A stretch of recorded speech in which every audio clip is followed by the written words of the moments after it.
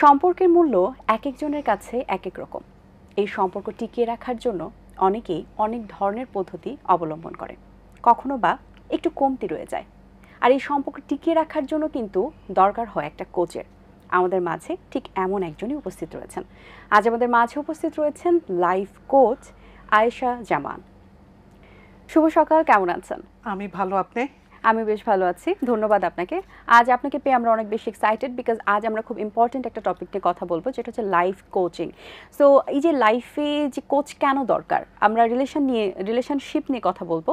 So একটা relationship, আপনি কোন ধরনের রিলেশনশিপ বোঝাচ্ছেন, এবং লাইফ কোচের কাছে মানুষ কেন যাবে, এবং হোয়াট ইজ লাইফ কোচ? আচ্ছা, ধন্যবাদ আমাকে এই প্রশ্ন করার জন্য। আমি রিলেশনশিপ লাইফ কোচ।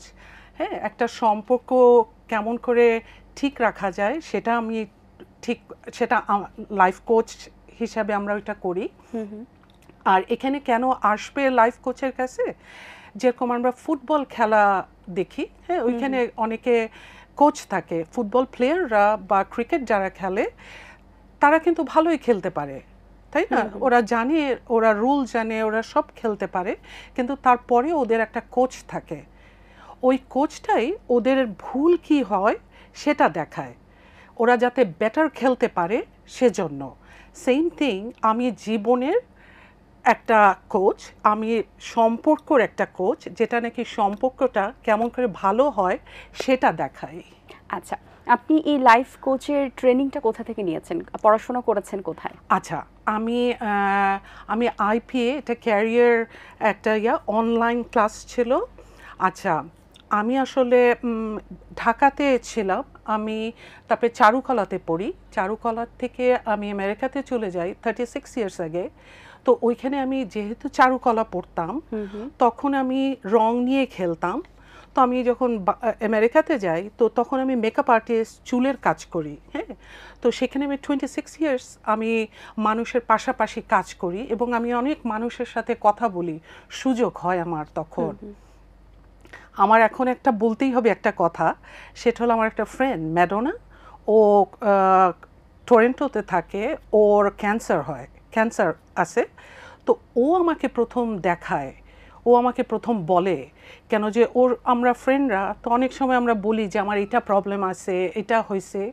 তো ও আমাকে একদিন বলে যে, হেই জামিল, তো তুমি করো না কেন, লাইফ কোচ হও না কেন? তো তারপর থেকেই আমি লাইফ কোচের পড়ালেখা করি, এবং তারপরে এটা কতদিনের কোর্স ছিল? এটা ডিপেন্ড যে আপনি কত তাড়াতাড়ি করতে পারবেন, আর করে পরীক্ষা দিবেন, তারপরে আপনি সার্টিফাই হতে পারেন। আচ্ছা, আমরা সম্পর্ক নিয়ে যেহেতু বলছি, এটা কি ধরনের সম্পর্ক আপনি আসলে কোচিং দিয়ে থাকেন বা টিচ করে থাকেন? এটা কি হাজব্যান্ড ওয়াইফের সম্পর্ক, মা বাবার সম্পর্ক, নাকি ভাই বোনের সম্পর্ক? সম্পর্কটা এটা আমি যদি ভাগ করি, 4টা ভাগে আমি যদি ভাগ করি, সেটা হলো একটা কমিউনিকেশন হইতে হবে, কনফ্লিক্ট আসে সবসময়, ট্রাস্ট অ্যান্ড রেসপেক্ট, তারপরে বাউন্ডারি একটা করে দিতে হবে। আর এই 4টারই আমি একটা করে উদাহরণ দিই, তাহলে মনে হয় বোঝাটা একটু ইজি হবে। আমি যেরকম বললাম কমিউনিকেশন, তো আমরা আসলে ঠিক মতন যে কোনো সম্পর্কে ঠিক মতন যোগাযোগ করি না, তার জন্যই ভুল বুঝাবুঝি হয়, মিসকমিউনিকেশন, কারণ অনেক কিছু হয়, অনেক কিছু হয়ে যায়, মিসআন্ডারস্ট্যান্ডিং হয়, তারপর খেয়াল আমরা করতে পারি না, তাই না? আর কনফ্লিক্টটা যখন সম্পর্ক আসবে, ধরেন আমি আর আপনি একটা সম্পর্ক আছে, তো ওইখানে কনফ্লিক্ট আসবেই, কেন যে আমরা সবসময় একমত হব না। ধরেন আমি আপনাকে বলতেছি চলেন চাইনিজ খাই, আর আপনি বলতেছেন না আমি বাঙালি খাবো। সো ওইখানে একটা জিনিস আসতেছে যে একটা দ্বন্দ্ব থাকে, ওই দ্বন্দ্বটাই আমরা মানুষদেরকে বুঝাই এবং শিখাই যে কেমন করে এখান থেকে বের হইতে পারে। ধরেন আপনি যদি এক্সপ্লেন করেন যে এই কারণে আমি বাঙালি খাবো, এই কারণে আমি ইন্ডিয়ান খাবো, হোয়াট এভার যেই দ্বন্দ্বটা চলতেছে, তাহলে পরে দুই পক্ষই বুঝতে পারে, তাহলে হয়তো ইজি হয়ে যায়। আর ট্রাস্ট অ্যান্ড রেসপেক্ট এটা খুব দরকার। যেরকম আমরা অনেক সময় বলি কি, খুব সহজভাবে বলি যে কথার কথা যে আমি আপনার বাসায় আসবো, হয়তো আমি শো আপ করলাম না, তো সেকেন্ড ডে আবারও বললাম যে হেই ভাবনা আমি আসবো, আমি আসলাম না, এটা কিন্তু অত বড় কিছু না, ছোট্ট, কিন্তু আসলে এটা ছোট না, এটা বড় বিকজ এটা ট্রাস্ট ইস্যু আসতেছে, কথার দামের একটা ব্যাপার আছে, দাম এটা একটা ইয়া, আর ওই ট্রাস্টটার সাথে পাশাপাশি রেসপেক্টটা চলে যেতেছে, তাই না? তো তার জন্য একটা সম্পর্কের জন্য ট্রাস্ট অ্যান্ড রেসপেক্ট বোথ দরকার। আর কখন কি আমরা বলতেছি এটা আমাদের পালন করতে হবে। আচ্ছা, এটা কি আসলে সব সম্পর্কে তো ট্রাস্ট রেসপেক্ট থাকাটা খুবই অনিবার্য, এবং আমরা বলি যে লাভ, যেটা হোক মা সন্তানের সাথে, ভাই বোনের সাথে, কিংবা হাজব্যান্ড ওয়াইফের সাথে, তো আমরা এখন যেটা দেখি যে মিসআন্ডারস্ট্যান্ডিং এর কারণে অনেক বড় বড় ইস্যুস হয়, ডিভোর্স হচ্ছে, তো এবং এই ব্যাপারগুলো থেকে লাইফ কোচের যে কাজটা থাকে আসলে রিলেশনশিপ ইয়ে করার জন্য, আরো ভালো করার জন্য, কিন্তু আমরা অনেক সময় দেখি যে যখন একটু ঝামেলা চলে তখন পারিবারিকভাবেই সবাই সেটা সলভ করার চেষ্টা করে, কিন্তু যখন একটা হাজব্যান্ড ওয়াইফের একটা দ্বন্দ্ব চলছে এবং ডিভোর্স পর্যায়ে তারা যাচ্ছে, সেক্ষেত্রে তারা লাইফ কোচ থেকে কিভাবে সাহায্য পেতে পারে? তখনই আমরা ধরেন, আচ্ছা আমি এটা একটা এক্সাম্পল দিই, আমরা যারা মেয়েরা আছি আমরা সবাই সাজতে পারি, কম বেশি আমরা সবাই সাজতে পারি, রাইট? তো যখন আমরা কখনো স্পেশাল কোনো জায়গায় যাই, তো তখন আমরা কি করি, বিউটিশিয়ানের কাছে যাই, যে হেই ও জানে যে এক্স্যাক্টলি আপনার স্কিনে কোনটা লাগবে, আপনাকে কীরকম সাজলে সুন্দর লাগবে, আপনার শ্যাডোটা কীরকম ভালো লাগবে। সেম থিং একটা লাইফ কোচ, ওরা জানে যে আপনাদের সম্পর্কটা কিভাবে ঠিক রাখতে পারবে।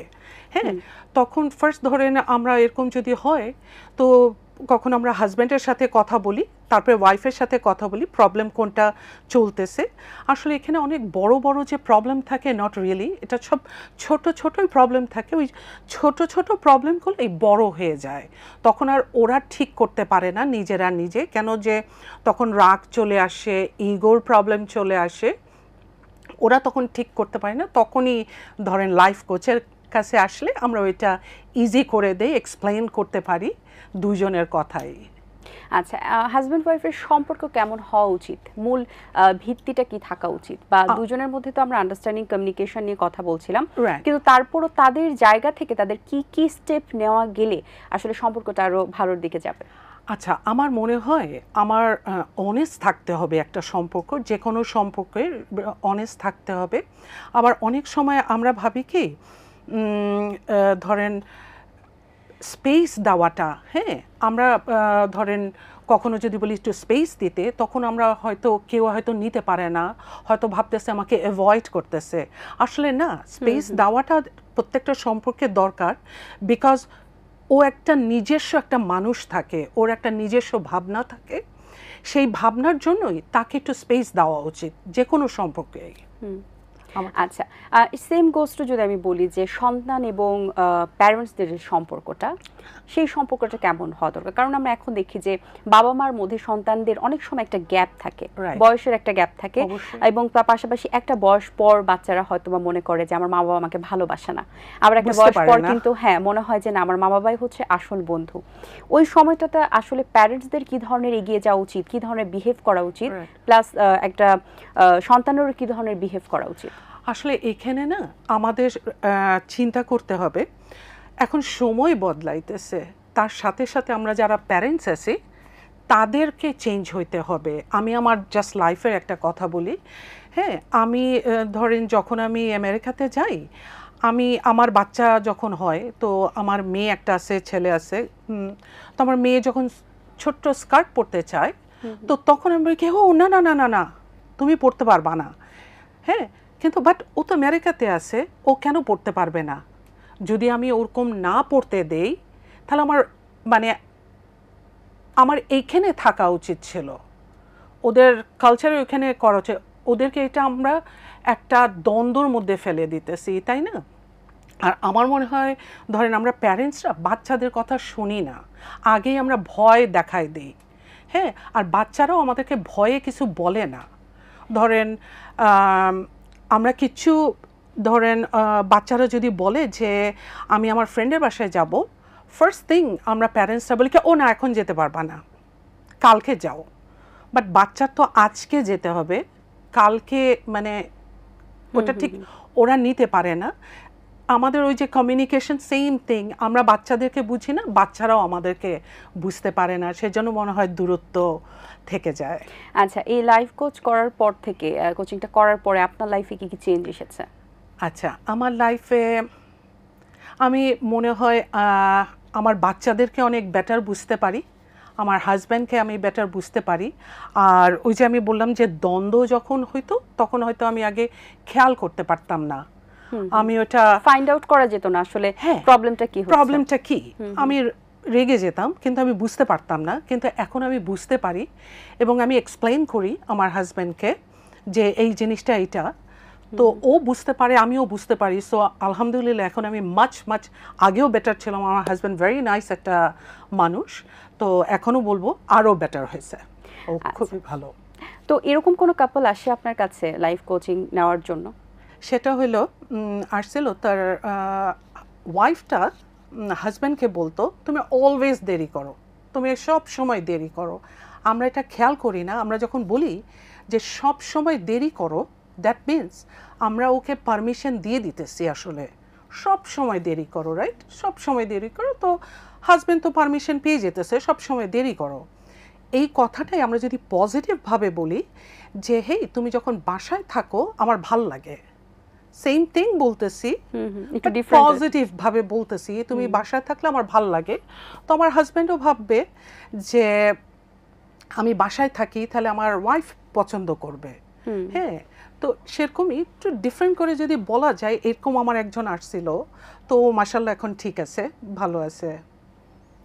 অসংখ্য ধন্যবাদ আপনাকে, আমরা অনেক কিছুই জানতে পারলাম সম্পর্কে। আসলে সম্পর্কের কথা বলতে গেলে কখনোই আমাদের কথা শেষ হবে না, তারপরে যতটুকু নলেজ নিতে পেরেছি আশা করছি দর্শকদের ভালো লাগবে। অনেক শুভকামনা রইল আপনার জন্য, ভালো থাকবেন সবসময়। আচ্ছা, থ্যাংক ইউ সো মাচ এটিএনকে আমাকে ডাকার জন্য, আমাকে সুযোগ করে দেওয়ার জন্য আপনাকে অনেক ধন্যবাদ। Thank you. দর্শক, আশা করছি আজকের আয়োজন আপনাদের ভালো লেগেছে। আজ এই পর্যন্তই, দেখা হবে আগামী পর্বে নতুন কারোর সঙ্গে। সেই পর্যন্ত ভালো থাকুন, সুস্থ থাকুন এবং এটিএন বাংলার সাথেই থাকুন। আল্লাহ হাফেজ। দিন আসে দিন যায়, সময়টা চলে যায়, তবু আছি এই বেশ ভালো। জীবনটা রঙময়, যেভাবেই হওয়া চাই, নয় কবু সাদা কালো। এই আশাতে স্বপ্ন ভাসে, সুখ হাসে চোখে মুখে, চায়ের চুমুকে।